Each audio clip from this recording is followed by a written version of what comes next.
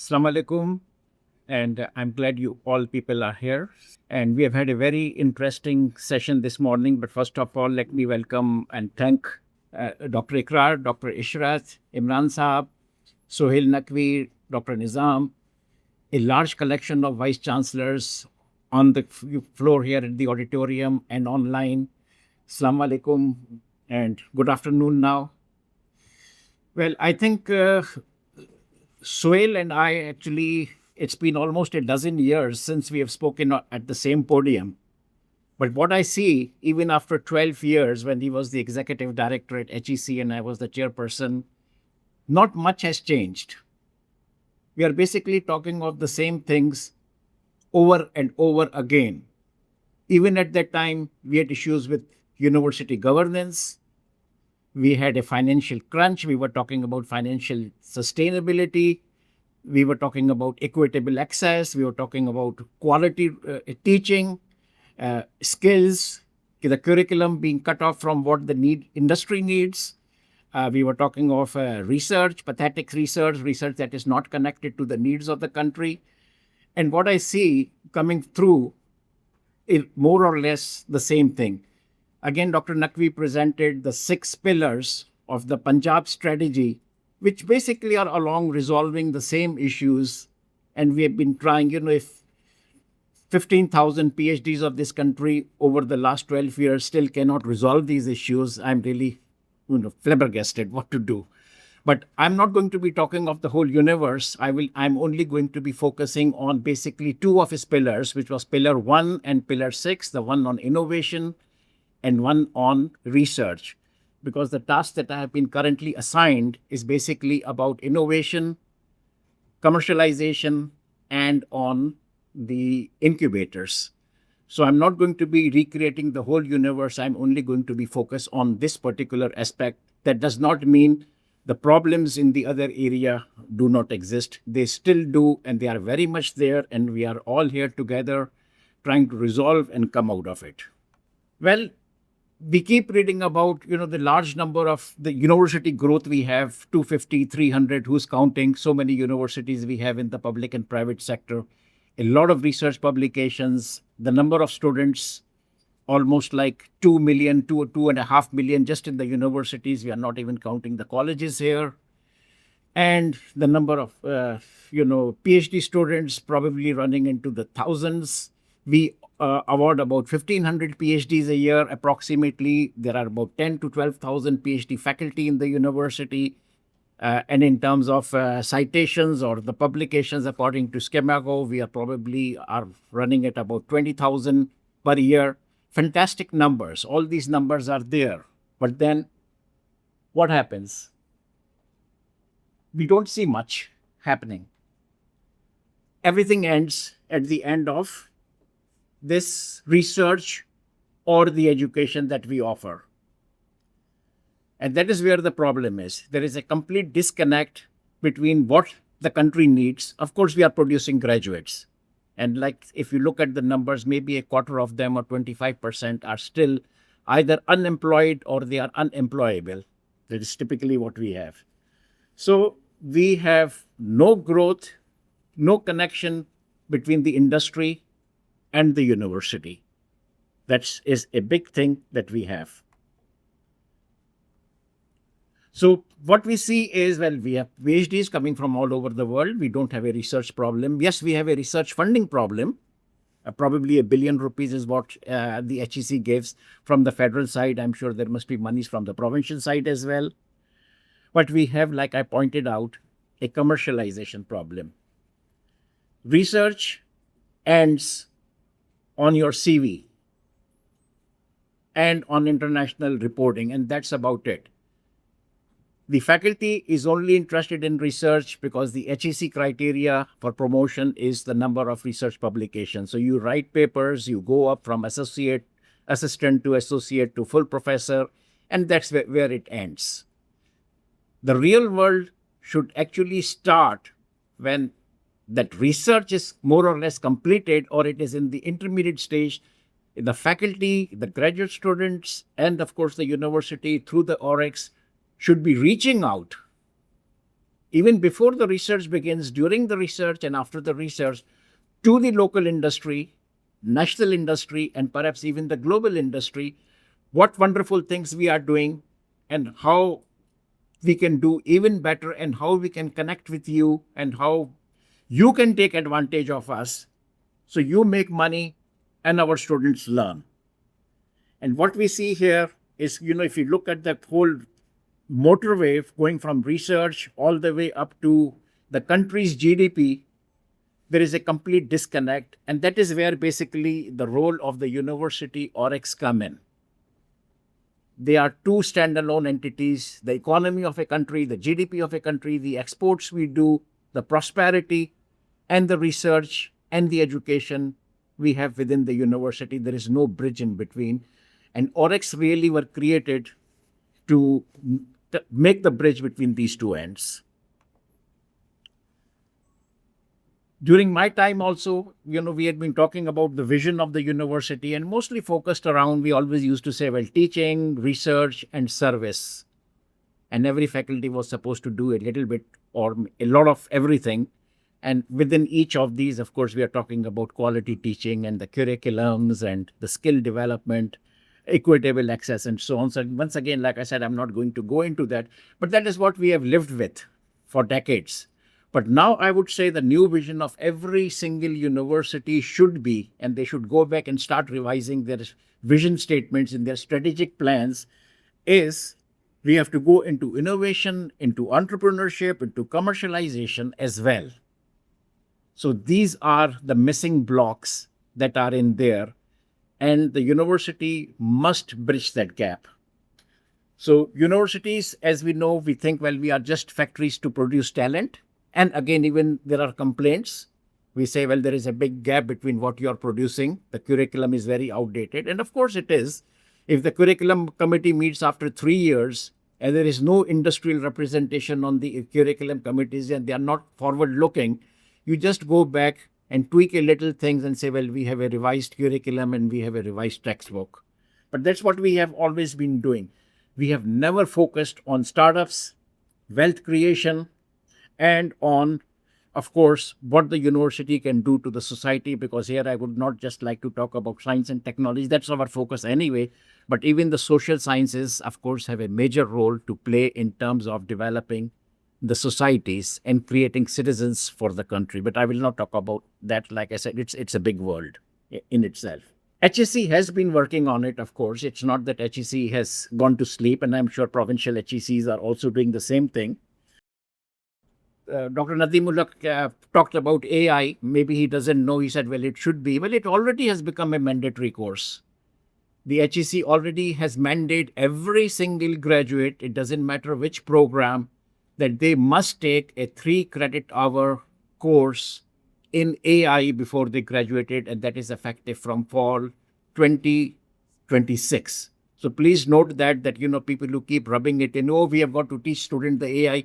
Well, it's already been made as a part of the policy. Then on top of that, there was already an entrepreneurship course of 2 credit hours offered at the university. Whether the outcomes are poor or whether it has been delivering is a different subject, but it is there. These are the reforms that HEC has done.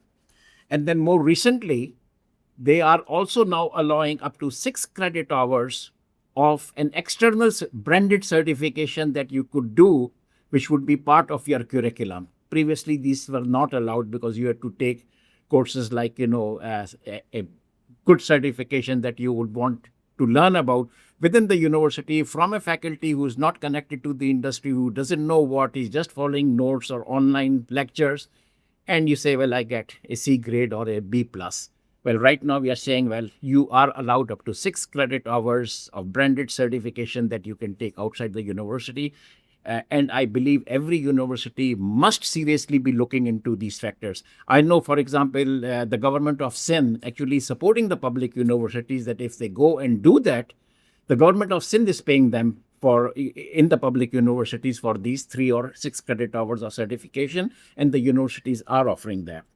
And actually, Dr. Saab, another challenge for you is, when I've been talking to the universities in Sindh, the Sindh provincial HEC is getting a lot of money from Sindh government, and the universities in Sindh are getting as much money from Sindh government as they are getting from federal HEC. And I believe that is not the case in Punjab.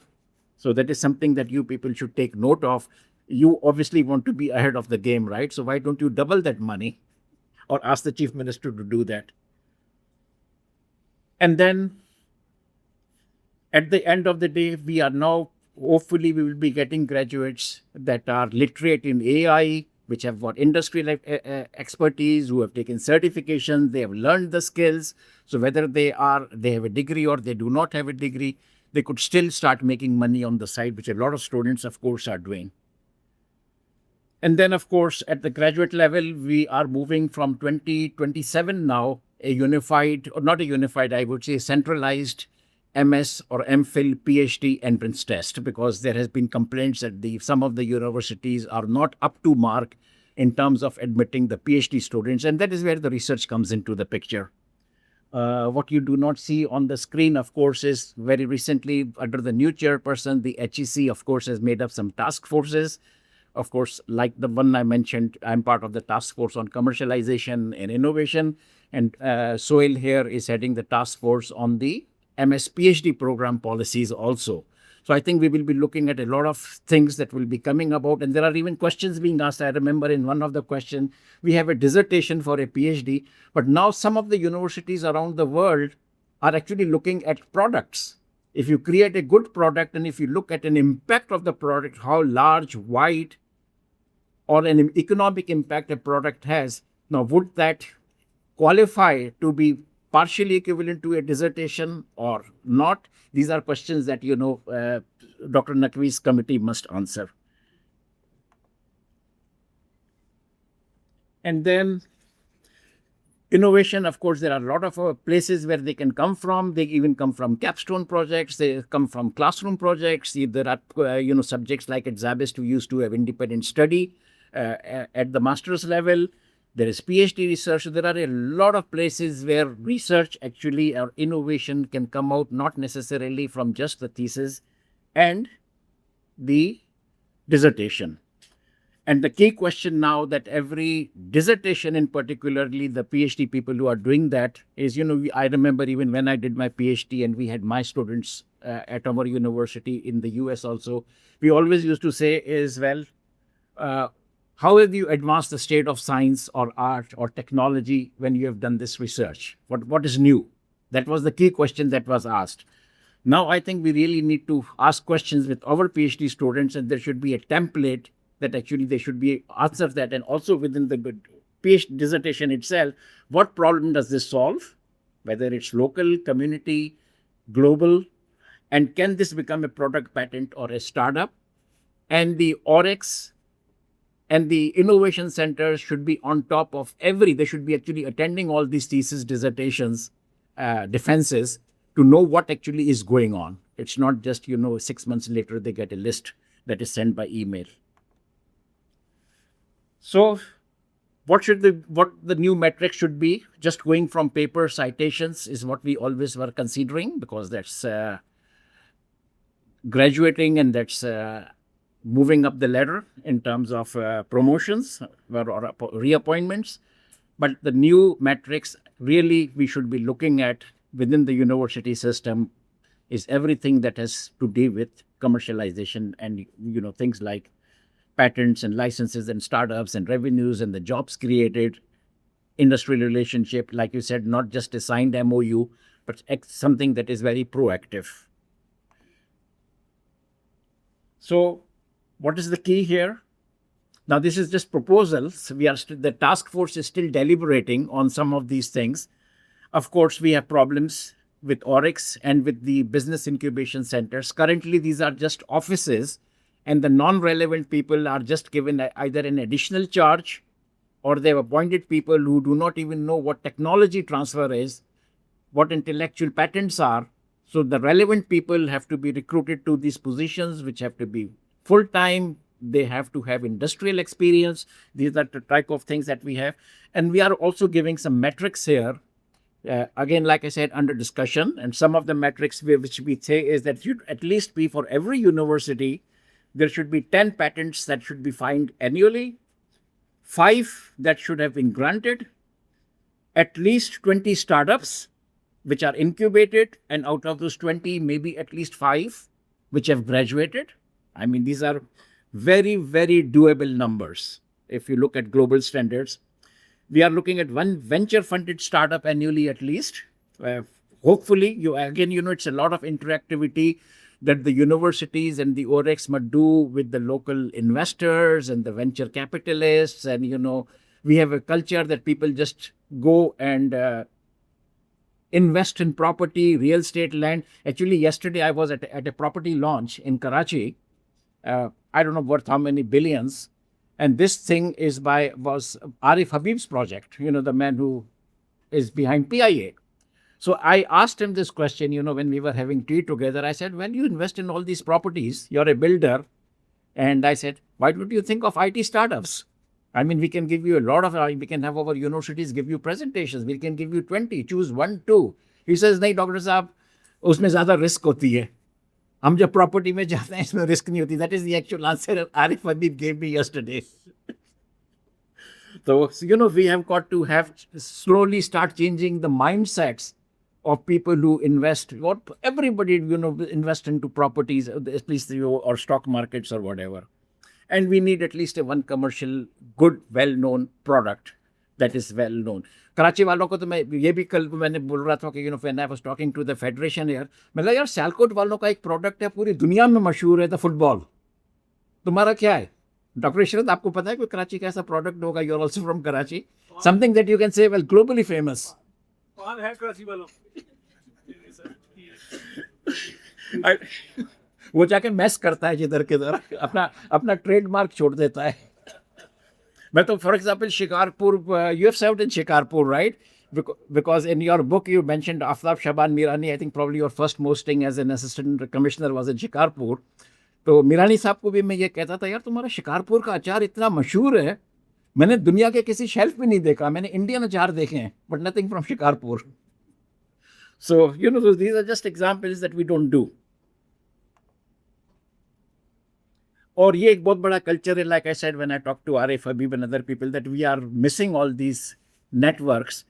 And it's really the role of a university that needs to start creating these university angel networks, the alumni networks. Again, when I say alumni networks, I mean the angel networks. And that happens, in all the Ivy League universities and so on.